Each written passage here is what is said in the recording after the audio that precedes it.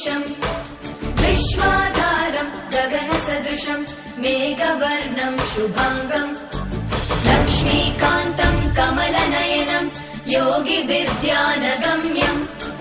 वन्दे विष्णुम् भवभयहरम् सर्वलोकैकनाथम् शान्ताकारम् भुजगशयनम् पद्मनाभम् सुरेशम् विश्वाधारम् गगनसदृशम् मेघवर्णम् शुभाङ्गम् लक्ष्मीकान्तम् कमलनयनम् योगिभिर्ध्यानगम्यम् वन्दे विष्णुम् भवभयहरम् सर्वलोकैकनाथम्